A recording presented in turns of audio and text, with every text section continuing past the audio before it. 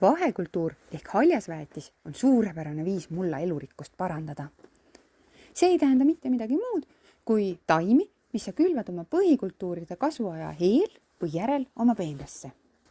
Vahekultuur rikastab mulda orgaanilise ainega. See moodustab mullale mulčikihi, mis takistab aurumist ja hoiab elutähtsa niiskuse mulla sees peidus.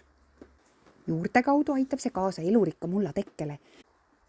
Juurestik aitab mulla struktuuri parandada ja õhurikkana hoida ning väldib toitainete leostumist ehk ärauhtumist. Kevadel külva vahekultuur aegsasti enne kasvuperioodi, kohe kui kühvel maasse läheb. Nii jõuab see kasvama minna ja selleks ajaks, kui taimed või seemned peavad peenrasse kolima, on need juba oma hea töö peenras ära teinud. Sügisel külva kohe, kui oled saagi koristanud. No nii augustis. Nii jõuab see enne talve idaneda, kasvama minna ja biomassi kasvatada. Ning see kõik tuleb su kevadistele taimedele ja mulla elurikkusele kasuks.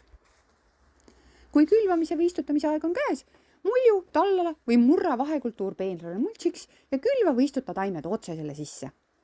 Sügisel külvatud mittetalvituvad haljasväetised viskavad talvega ise pikali. Talve üle elavad ehk talvituvad vahekultuurid on näiteks talivik ja rukis. Mittetalvituvateks valge sinep, kesaredis, kaer, põlduba, hernes, tatar ja keerispea. Hästi sobivad liblikõielised ristikud, kes suudavad juurtel elutsevate mügarbakterite kaudu õhust mulda lämmastikku siduda. Mõnusat külvamist!